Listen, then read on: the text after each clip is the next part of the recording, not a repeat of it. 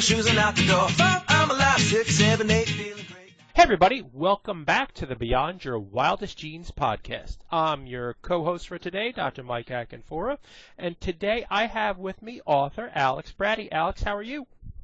I'm doing great, Michael. How are you today? Awesome. I'm so excited to have you on the phone. We're going to talk about Chaos to Clarity, your new book, Getting Unstuck and Creating a Life You Love. I want to read you Alex's bio, and then we're going to get right into the questions. So Alex Bratty is a life coach, motivational speaker, and the author of From Chaos to Clarity. Work helps clients transform their lives by empowering them with personal development techniques, resources, and processes so that they can take action to create and live the life they truly want. Alex founded her company, Inspire and Create, Coaching and Consulting, after 15 years as a corporate research professional, 5 of which were as a partner in a prestigious Washington, D.C. firm. Although there were many aspects of her prior career that she enjoyed, she also knew something was missing. As she embarked on her own journey of personal development, Alex realized the reason she felt stuck and frustrated was because she needed her life to be one she loved living instead of a life she thought she should be living. As Alex developed her learning, she understood her calling was to assist other people in navigating their life journey. She combines her love of truly connecting with people on a meaningful level with her corporate background to provide a safe, nurturing, and productive environment for her clients. She lives by the belief that we can all find happiness, abundance, and joy, that we can realize our true potential and enjoy success in whatever we choose to do. We just need to discover what we truly want rather than what we think we should want. Alex earned her bachelor's degree at Edinburgh University in Scotland for dual honors in business studies and French in 1997. She attended her master's of business administration from Villanova, PA in 2001. After many years of living on the East Coast, she now lives in Las Vegas with her husband and their golden retriever, Sonny. When she's not coaching, Alex loves to write, go hiking, boating, and practice yoga. For more information on Alex and her coaching programs, visit www.alexbratty.com or alexbrattybooks.com. Alex, welcome to the show. Thank you so much, Michael, and thank you for that. That was quite an infomercial about me. I got to shorten up that bio. Not at all. You're very gracious. I love for the audience to get to know who we're talking to, who we're introducing to our tribe. And I read your book, and it resonated, and I literally finished the book, and as I said in our preamble, that I loved it so much that I actually went and got the hard copy. I listened to it, got the hard copy for my wife, and then after she was done with it, I read it again. So I really appreciate you coming on the show. Can you talk to people about your journey? And then let's get into the book after that. Yeah, absolutely. So, and you kind of, you covered a little bit of it there in the bio, but essentially, here I had this long career in public opinion research. I did that for about 15 years, and I made it to the top of my field. So it was one of those situations where from the outside, it looked like I had it all going on, right? I had the big job, the title, the money, the clients, traveling all over the country, to do my work. But inside, it was a whole different story. It's kind of like I got there and thought, I don't want to be here. How did I end up in this place? I mean, yes, I set out to accomplish this, and I guess I did. But during that journey to get there, I kind of forgot myself. I kind of got lost in the shuffle, as it were. And I realized that I essentially was pretty stuck. I was kind of in this place where I had almost like golden handcuffs, right? I had this great position, and why would I walk away from it? It seemed a little nuts, but at the same time, I was really miserable. I was burned out, both physically. I mean, I was working 16 to 18 hours a day on the road all the time, just work. And I was burned out in terms of sort of being engaged with the work, right? What had been interesting to me at one point in my career really wasn't anymore. It had kind of lost its meaning. So I was in this place where I had to say to myself, gee, why am I spending all this time and energy doing something that no longer really interests me or sort of fires me up in the morning at all. So I had to sort of take a step back and really start taking a close look at that, and deciding, what am I going to do next? Am I going to just grind along and stay in this and sort of stay in my comfort zone, as it were, or is it time for big, big change? And of course, the long story short of that was that it was time for big, big change. Oh, that's wonderful and remarkable. So let me ask you a question. So how did you muster the courage to leave that high-paying job, and basically that's the only thing that you've done professionally in your whole life? Yeah, well, I realized I was living Einstein's definition of insanity, right? I was just doing the same thing over and over and expecting different results. And I was like that hamster on the wheel, right? I really was burned out and just, keeping going sort of blindly in this professional life I created for myself. But it really did get to the point where I knew something had to change, right? So I essentially started my own journey of self-discovery, where I discovered how to kind of recognize some of the limiting beliefs and self-sabotaging beliefs that I had going on. And I started, the reason that I sort of discovered all that is that I started working with a life coach. And I didn't really know what to expect when I did that. I was a little bit reluctant, but I figured, I got nothing to lose and potentially a lot to gain just to get, outside perspective to sort of help bring me some clarity here. And so she was indeed, I was able to work with her to sort of really understand, okay, some of these limiting beliefs I've been walking around with for so many years, and how to essentially reprogram them and open up to other possibilities. And once I did that, and I started to understand that I had the power to create my life the way I wanted it, I knew I couldn't stay where I was. It was like the genie was out of the bottle. I had this new knowledge and self-awareness, and I couldn't unlearn it. And so that was the tipping point where I realized, okay, it's really time for me to step out of the darkness and into the light and really start building a life by design and a life that worked for me. I love that. I love that. So let's talk a little about Chaos to Clarity. How is this book different from the other self-help books that are out there? Oh, such a great question, right? Because they're really, there's like 5 million more self-help books out there, right? Do we really need another one? Yes, we do. We do need another one. Oh, well, thank you. You're very kind. I have to say that I think the key difference is this. So several books will look at essentially sort of one specific aspect of personal development. And that's great if you're ready for a deep dive in one topic. But if you're not sure where to begin or even why you're stuck, you just kind of know you are, my book is the place to start because it's essentially a soup to nuts guide. It provides the roadmap for how to identify what's keeping you stuck, which may not always be what it seems, by the way, where it came from, how you can change it, and of course, better yet, how you can move to a place where you truly are creating the life you desire. So it's essentially this roadmap that takes you from stuck to unstuck and gives you the mileposts and the guides along the way so that it's an easy journey if you just follow the route. Cool.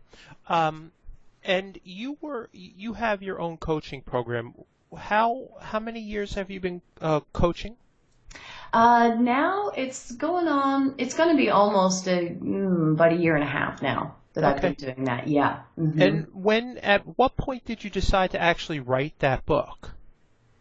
So it's interesting. The book came close to the beginning of me starting my practice. I'd always wanted to write a book. I just didn't really know exactly what that would be. And it was so interesting because very soon after I opened my practice and had clients, I realized instantly that the book was there. And so, I drew on, of course, you've read the book, so you know that some of my journey, of course, is in there. So I'm pulling on my personal experience. But I was able also to pull, of course, from my coaching experience and sort of the beginning of that journey too. And it tied together so nicely to create this roadmap to help people get unstuck, because that's essentially what I was doing in my coaching, and it's what I had done for myself. Sure. So how do you tell if you are stuck? How could you tell that? Yeah, so most people know that. Most people sort of sense that they are kind of stuck because the symptoms show up pretty strongly, but it can show up in different ways. So just to give you some examples, if your life isn't moving in the direction you want it to, and you are not sure how to change that, you're essentially stuck. Or if, like me, you're living Einstein's definition of insanity, you're doing that same thing over and over and expecting different results, you're definitely stuck. You're definitely stuck on that hamster wheel. And also, if you have feelings of sort of frustration, anxiety, disappointment, regret about where your life's at, and I don't mean just you have an off day and you have those feelings. I mean that those feelings sort of have been around for a while. They seem to be perpetually kind of there and niggling at you.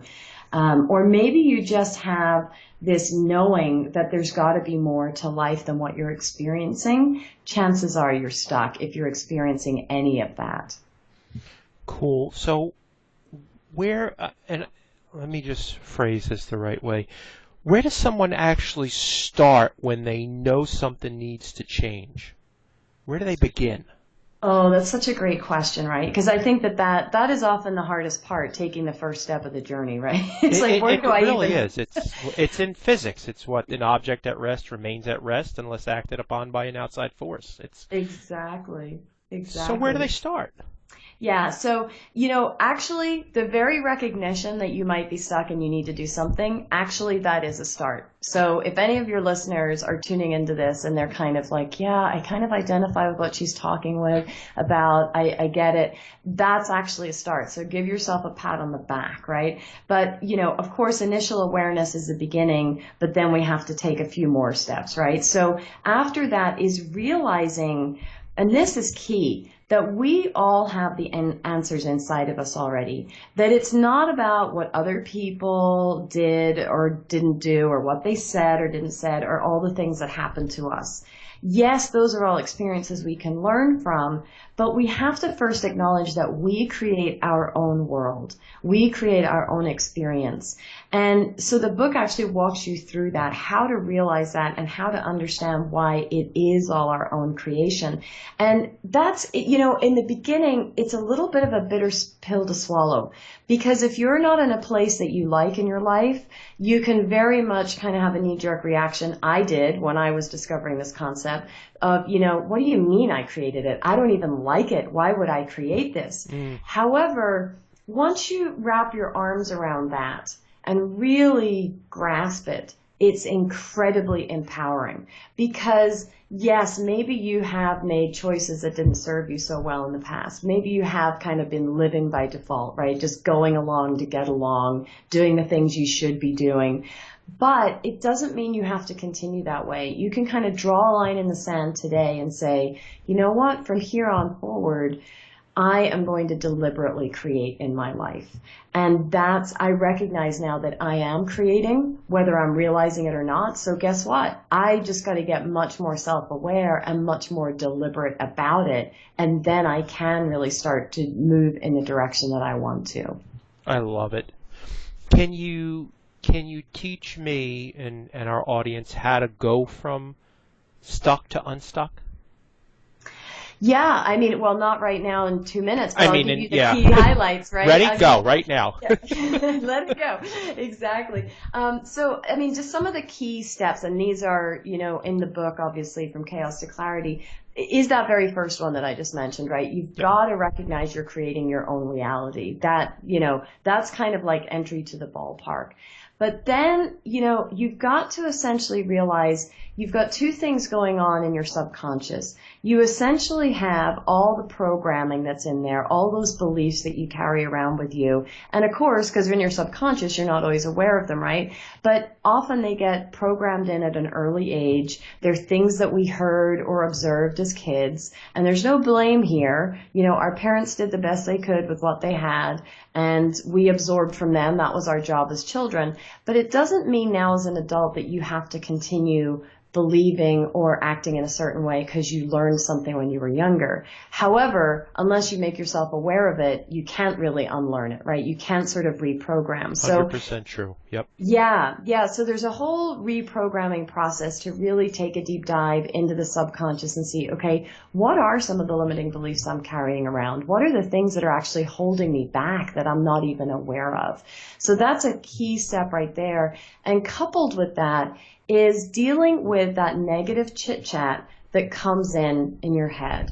And we all have this, right? It's like you have a great idea, and the minute you have it, you suddenly hear this voice in your head. You can't do that. Don't be ridiculous. What will people think? And you kind of crawl back into your shell thinking, yeah, you're right. But that voice isn't real, right? That voice is coming from our ego. It's essentially trying to protect us when we want to do something new or different. It's that primitive part of our brain that's sort of the fight or flight, but when you're having new ideas or you want to have new experiences, they're very rarely kind of putting your life at risk, right? So that fear is unfounded. And there's a whole process in the book about how to quiet that fear, how to quiet that negative voice, and tap into the other voice that you have inside you, which essentially is your true self, right? And that's when I was saying earlier, we all have the answers inside of us. That's where those answers are, but we can't access them if we're too busy listening to that loud negative voice in our head. So we have to learn how to quiet that and then tap into the good stuff that really is our true guidance and sort of allows us to follow essentially what our heart desires, like what we truly want in life. Can somebody really do that, Alex? I mean, that you're talking, I hear those things in my head. Who do you think you are to do this? Mm-hmm. You don't have the XYZ, you name it, the looks, the financial backing, the connections to do what you want to do. Can somebody really do that? Yes. Yes, you can. And I'm so glad you asked that question because it's simpler than you think, right? When you're letting that voice run amok in your head, it seems like you just can't get off that channel. Right. It's just playing nonstop, right? But it's actually fairly easy to do. And honestly, it just requires you to be still and to be quiet. And one of the tricks that I teach my clients is to essentially personalize that voice. Give it a name if you want so that you can have a conversation with it and basically say, hey, Larry, no offense to anybody who's called Larry in the audience, but that just popped in my head. But Sorry, Larry. Sorry, Larry. Hey, Larry, I've heard this tune before, right? I've listened to you say this many times. I hear you. I know you're just trying to protect me. But how about you kind of just take a little bit of a back seat? We're going to go for a drive. I'm in the driver's seat. You can come along, but you're not going to be driving. You're not going to be in control. And so you can be part of this, but I'm not going to really listen to what you have to say. You can just come along. So you're acknowledging it. You're not fighting it and resisting it because it'll just make it bigger if you do that. Larry will get even more upset if you do that. So you acknowledge Larry, you acknowledge why he's doing this and saying, I get it, you're trying to protect me, but hey, just come along for the ride. And when you do that, you're able to kind of put that voice off to the side. And then when you get quiet and you put that voice off to the side, all you have to do is ask yourself questions. What is it that I am to learn in this situation? Or what is it that I am to be doing or to know right now? And just take that quiet time and listen for the answers. And I'm not talking about having to lock yourself in a room for, an hour or 2 hours on end. I'm talking about a few minutes a day to just find that quiet time and let all the other background noise fade away and really tap into yourself. So it is actually an incredibly simple process. And you can even personalize that good voice that's on the other side of the quiet, right? So you've got Larry on one side and you want to sort of acknowledge him and put him off to the side. He's your fears.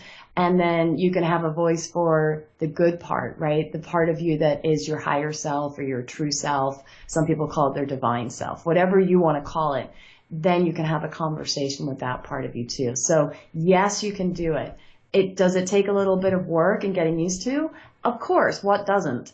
But it's very simple and very effective. Do you have a couple of tips that you can offer for some, let's say, forward momentum to get them started? Absolutely. So 3 key things. So the first thing is you got to hit the pause button and just accept where you're at right now. Okay. So if you're moving in a direction you don't like, I mean, it's like turning a ship. You can't just turn it, right? You've got to slow it down first and then start the turn. So you do have to just sort of pause, take a step back from your situation, and almost like a neutral observer of your own life, look at it for what it is and accept it, right? Now, you may not like where you're at right now, and I'm not saying that by accepting it, you're kind of resigning yourself to it, not at all.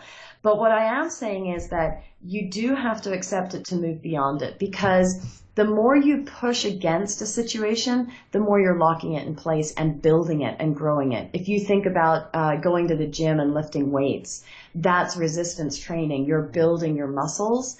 And so it's the same thing when we're resisting something in our life. We're essentially strengthening it and making it bigger. So first thing is hit the pause button and just accept it is what it is right now. Okay. From there, then you can make changes. So step 2 is start identifying what it is you want in life, in your career, in your business, whatever it is. Now, and this one can be difficult because some people simply don't know, right? They don't know, Sure. They can't imagine life being any different from what it is now. So very often when you ask people, well, what do you actually want? It's like deer in headlights. Well, I don't know. So here's a really simple trick to get at that. Start with what you don't want. Look at the things that are showing up in those areas of your life that you want to change, and look at those things that you don't like what's bothering you, what is like real contrast in your life, and ask yourself, okay, if I don't want this, what do I want?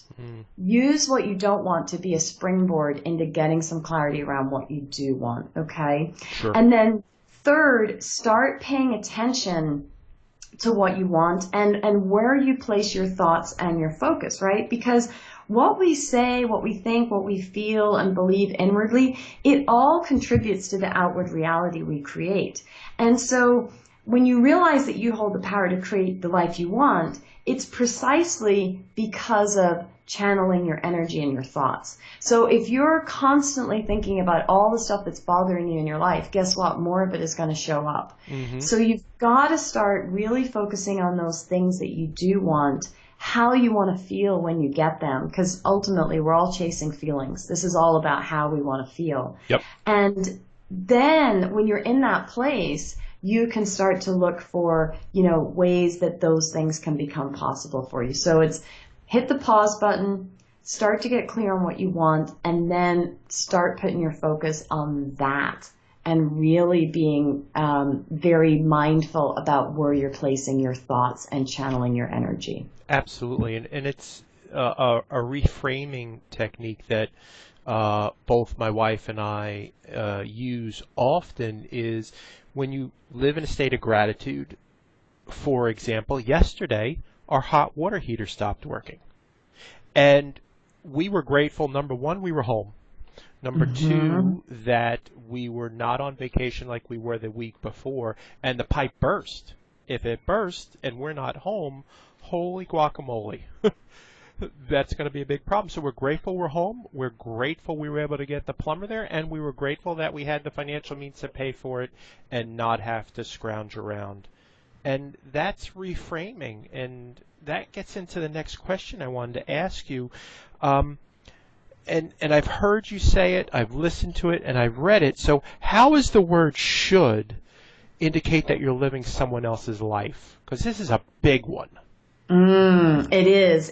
And just before I dive into that, I just want to, I love your reframing of your situation yesterday. Because when you're in gratitude, you can't be in a place of complaining and negativity. You can't do both things at the same time.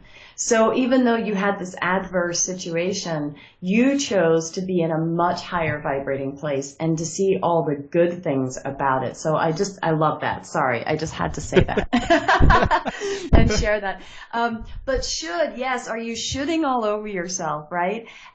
Because, and this is where you also have to watch your language, right? It's not just our thoughts, it's what we say. And you need to start thinking about this and monitoring yourself. How often do you say, oh, I should do this, or I should do that? And half the time we don't even realize that that word is coming out of our mouth. But start paying attention to this, because should can also be us needing to do something rather than wanting to do something, right? So for example, are you agreeing to take on a project for a friend because you want to, or because you feel you should, or you have some need to prove that you're a great friend, right? It's like, oh, I should do this. I need to show them that, I am the best friend, When we come from that place of should or need, we're often imposing constraints on ourselves that are not real. And we're allowing others to direct what's happening in our lives rather than us making a conscious decision about it. So start having like a little mental red flag going up in your head when you say should, because it really is an indicator, or it can be, not always. I don't want to say every time you say should, this is true, but nearly always, it's an indicator that you're doing something out of obligation, or you're doing something because you feel it's expected of you. Either way, it's essentially someone else's life you're leading, and you're not being true to yourself. So be very careful with the should word. That is huge. And we go through life, and just exactly like you said it, we should all over ourselves. Mm-hmm. And that creates mismatched expectations of how the world is supposed to be. So it's absolutely really important that we dial in on that. So talk to me about releasing negative emotions, especially when we feel like we've been wronged and or something adverse has happened. Oh, yeah. And yeah. You really have to, right? And of course, we're ultimately talking about forgiveness here. And that can be a really challenging concept. We often want to point the finger of blame at someone or something else. But there's two crucial ways to looking at the topic of forgiving. So the first one is this, right? On some of the things, and I'm talking sort of smaller items here where, your button gets pushed, right? Say you're driving along and someone cuts you off in traffic, right? And you can get really mad about that. Just check and see, do you do that too, right? Take a look in the mirror when your button gets pushed in that way, and see if it's something that you sometimes do as well, right? Like, what's the last time that you made a turn and didn't turn on your blinker, perhaps, and someone else behind you had that same feeling that you're currently having, right? So that's a relatively minor example, but if you realize that you sometimes do these things too, it's hard to hold yourself in contempt, right? If you want to hold the other person in contempt and you do it too, it's really hard to hold on to that, because you're recognizing, okay, I do it too. Like, it's not the worst thing in the world, right? So that's one way of looking at it, but that sort of works with smaller stuff, okay? Let me share with you the second way to look at it, and this is the one that really helps with sort of those bigger, deeper wounds that many people deal with, right? If you've had a traumatic experience, or you really feel like someone completely did you wrong, here's the thing about forgiveness. It does not mean you are condoning someone or their actions, nor are you letting them get away with something. Instead, the act of forgiveness in this kind of situation is all about releasing yourself, and releasing yourself from those low vibrating emotions of anger, revenge, sadness, fear. Those all keep you stuck. And if you let them live inside you, they literally start to eat away at you. So as long as you harbor that resentment or that blame or that anger about something, the more stuck in place you remain. So you can't move out of that place, and you can't truly live your life unless you forgive. So, sort of give up the idea that forgiveness is this enormously altruistic thing that we do. Yes, of course, there's an element of altruism to it. However, it's more for you than the other person. So think about it that way. You're doing yourself a favor. By forgiving someone else, you're actually setting yourself free. And that becomes a big reframing around when you think about different things that have happened to you or people you're holding grudges against. Think about it in terms of you. You need to set yourself free, and you're doing yourself a favor by learning to forgive somebody else. Love that idea. Even being Italian, I can tell you that forgiveness comes a little harder for myself, but I truly love that message. Love it. So when you talk about raising your energy vibration in the book and looking for the positive, are we supposed to just put on that happy face even when things aren't going well? Ooh, no, absolutely not. I'm so glad you asked that. In fact, sort of slapping that happy face on is one of the worst things you can do, because if you just pretend to be happy when you're not, you're essentially suppressing your real feelings. And that means they're just getting more stuck inside you, right? Just as I was saying with those feelings related to forgiveness, it's like they start to eat away at you after a while and really do you harm. So instead, what we want to do is acknowledge our feelings, whatever they are, right? So your situation yesterday with your hot water heater, your immediate reaction, I'm guessing, was probably like, annoyance and maybe a little flare of anger, but sort of in those low vibrating places. And that's okay. It's okay to be in that space. It's okay to acknowledge that, because unless you do, you can't move beyond it, right? So you want to actually feel the emotion and take a moment to understand, okay, why am I having this emotional experience? Why am I mad that the water heater went out? Like, what's sort of really triggering me there, or whatever the situation is you're dealing with.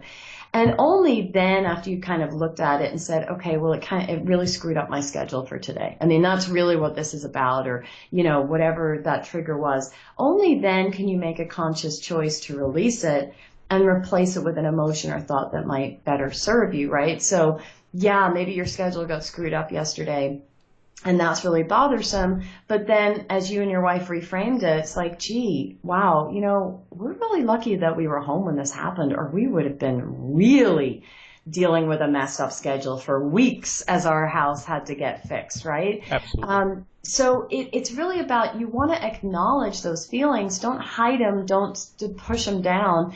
Sit with them, understand them, and then you can make that conscious choice to move to a higher place, right? And it doesn't necessarily mean that you're going to go from, God, I'm really mad, to, oh, yay, I feel happy now because I acknowledged being mad and now I want to move to a better place.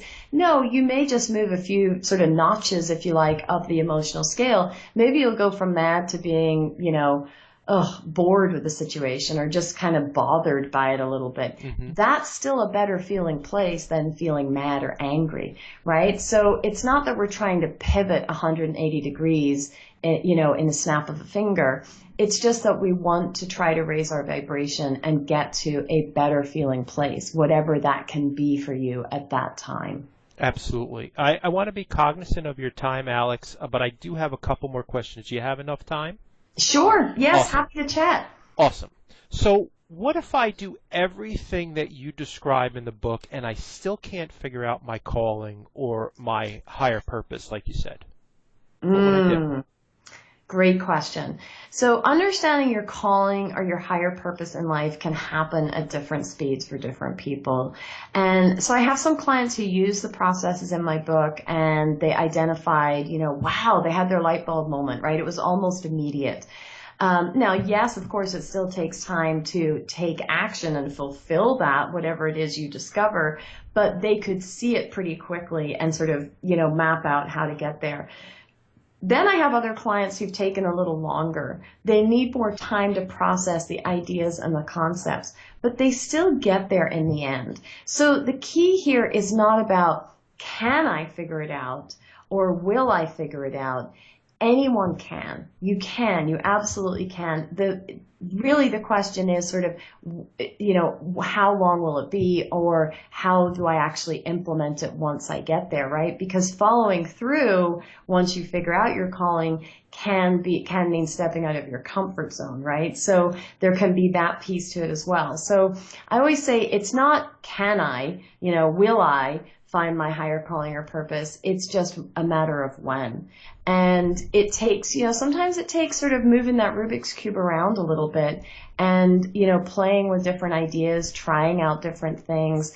And the one thing I should say is, here I am saying, watch your language, right? I'm using the word figure it out. And it's not always figure it out, because figure it out is all up in your head, right? Like logically, I know I can figure something out.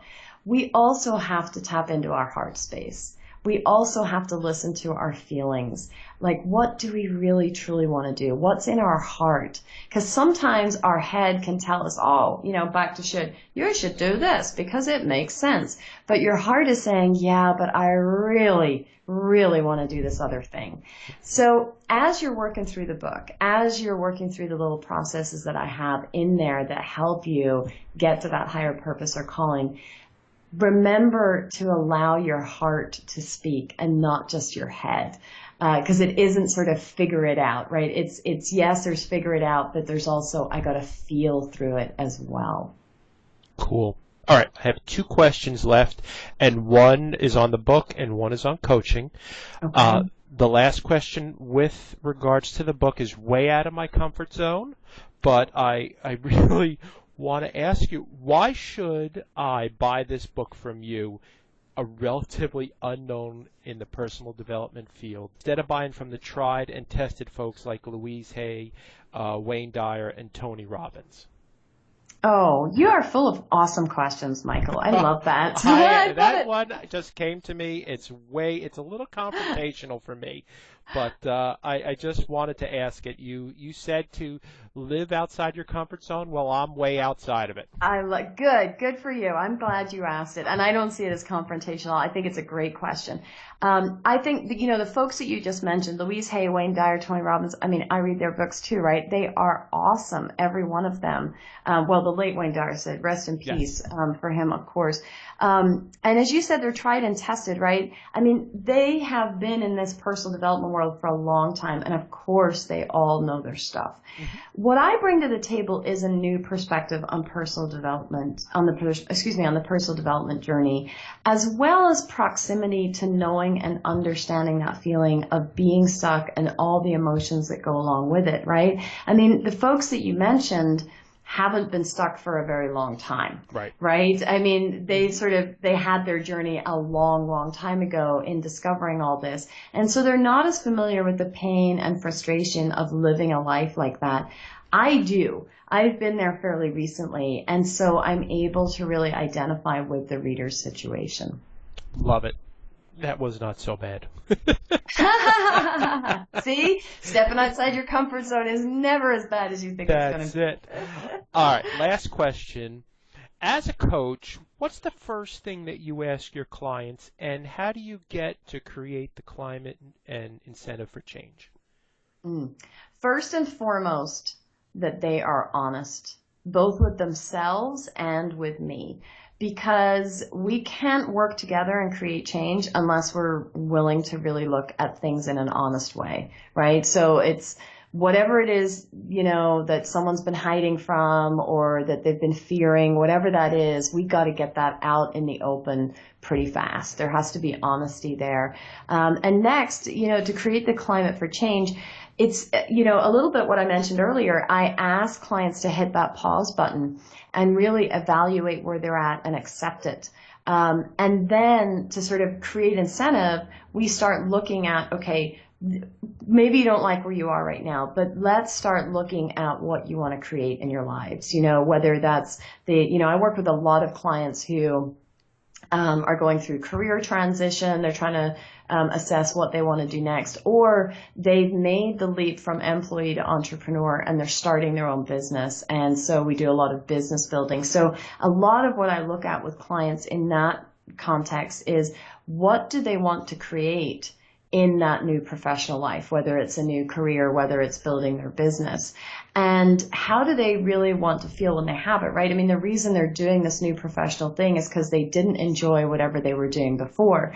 And for all the, feelings that they have, whatever those emotions were, whether they felt stuck or stifled or whatever that is, And now it's like, okay, you're creating a new opportunity. So what exactly do you want that to look like? So together we start painting a really vivid picture of the goals that they have for themselves. So it's, again, they can begin to focus on that, and then we can start creating a roadmap together collaboratively for how do they actually get there and achieve them.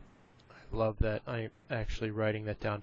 A vivid picture of their goals and painting. I mean, that is just such a wonderful visual. A vivid picture of their goals and painting a roadmap. Love that. Love that. That Thank is you. fantastic. It is so visual. So, Alex, thank you so much for your time. Do you have anything else that you'd like to say to our audience? Where can they find you in the world? Oh, thank you. Yeah, I'd like to say, hey, thank you for listening. It's always great to have an audience, and thank you for having me on the show, Michael. And yes, if you want to get in touch with me, just go to my website, alexbratty.com, spelled ALEXBRATTY.com.